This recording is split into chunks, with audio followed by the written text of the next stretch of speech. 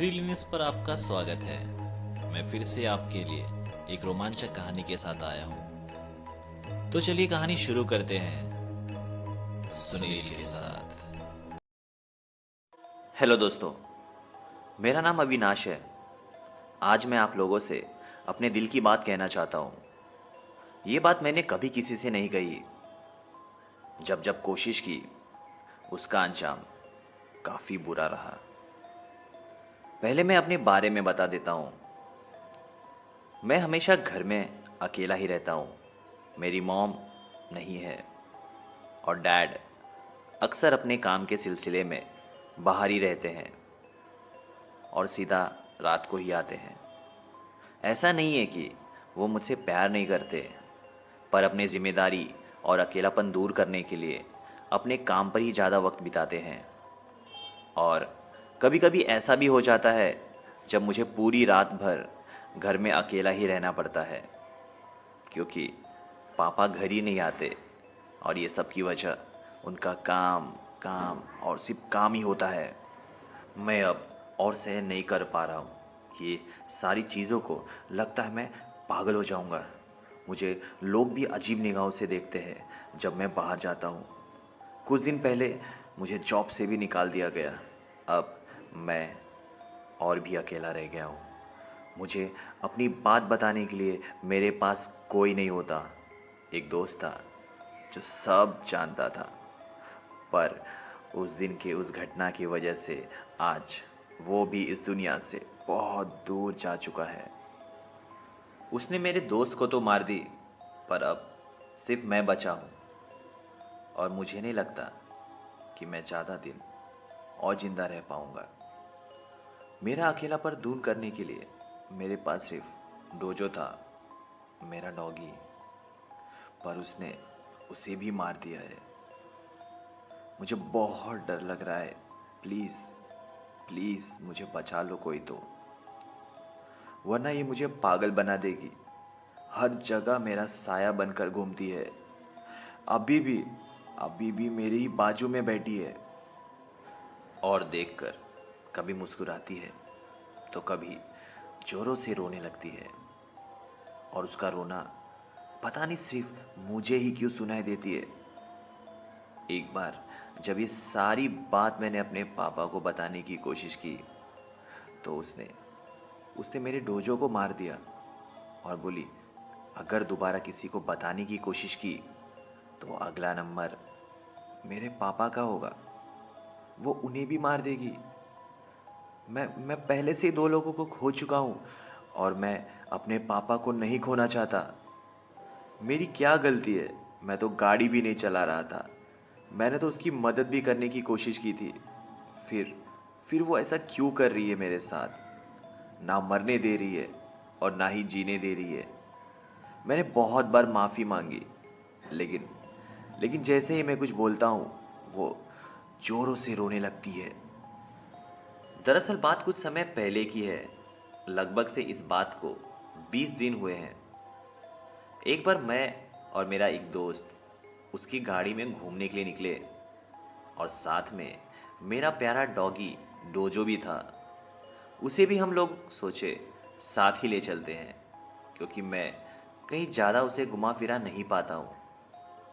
उस दिन संडे का दिन था और मुझे भी छुट्टी ही थी, इसलिए हम सभी निकले घूमने के लिए। सफ़र बहुत अच्छा था। हम तीनों ने बहुत एंजॉय किया, लेकिन घर लौटते समय हमने वक्त ही नहीं देखा, जिस वजह से हमें थोड़ी सी लेट हो गई थी। तो मेरे दोस्त ने भी थोड़ा गाड़ी को स्पीड में चलाने लगा। मैं उसके बाजू की सीट पर बैठा था और डोजो पीछे की सीट पर बैठा था। वैसे भी डोजो बहुत शांत किस्म का डॉग था। वो भी आराम से बैठा था मस्त में। हमारा घर अभी भी काफ़ी दूर था और मुझसे ज़्यादा मेरे दोस्त को लेट हो रहा था। तो उसने बोला, हम ये हाईवे से सटा हुआ एक गांव है, हम वो रास्ते से जाते हैं तो हम थोड़ा जल्दी पहुंच जाएंगे। मैंने भी हामी भर दी चलने को, क्योंकि तभी सिर्फ 7 साढ़े 7 ही बज रहे थे और मेरा इंतज़ार करने के लिए भी घर में कोई नहीं था, जिस वजह से वो कोई भी रास्ते से लेकर जाए मुझे कोई फर्क नहीं पड़ने वाला था। खैर, वो गांव से जाने के लिए पहले एक जंगल के बीच का रोड पार करना पड़ता था, जो कि लगभग 2 से 3 किलोमीटर का था।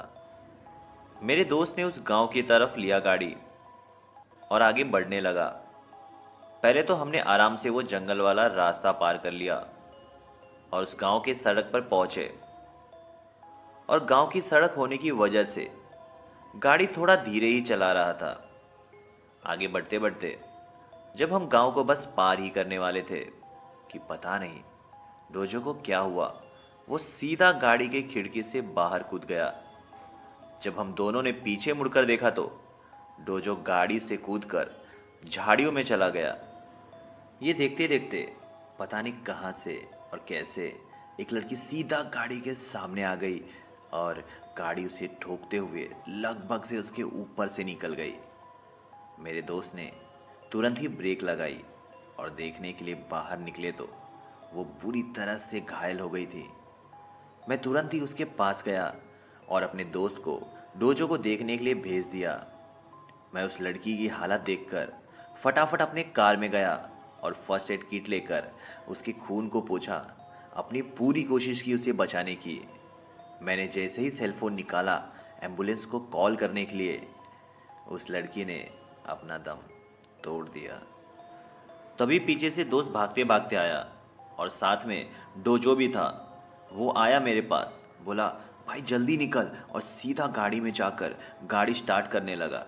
उसने बोला जब वो डोजो को ढूंढते हुए अंदर गया तो देखा वहाँ एक बुढ़ी औरत जो शायद मर चुकी थी और वहीं पर डोजो भी उसे लगातार देखते हुए भौंक रहा था। मैंने उसके बाद सीधा डोजो को आवाज़ देते हुए बुलाया और वहाँ से आ गया। और वो ये सारे घटनाओं से इतना डर गया था कि वो सिर्फ बस गाड़ी में बैठने के लिए बोल रहा था। मैं भी उस लड़की को फटाफट उठाया और थोड़ा रोड से हटाकर साइड में सुलाकर वहाँ से निकल गया। वहाँ से निकलने के बाद मैं सीधा घर गया। उसके बाद ना मैंने कुछ खाया और ना ही कुछ और किया और सीधा सो गया। जब मेरी नींद करीब सुबह 6 से 7 बजे खुली तो सबसे पहले मैंने दोस्त को फ़ोन किया तो उसका फ़ोन की रिंग तो बज रही थी पर वो उठा नहीं रहा था। तो मैंने थोड़ा और कॉल किए, पर जब वो मेरे 8 से 10 कॉल के बाद भी फ़ोन नहीं उठाया तो मैंने तुरंत ही उसकी माँ को कॉल किया। उसकी माँ ने फ़ोन उठाया और उसके फ़ोन उठाने के साथ ही जो मैंने सुना मेरे होश ही उड़ गए। ऐसा लग रहा था जैसे शरीर का सारा खून सूख गया हो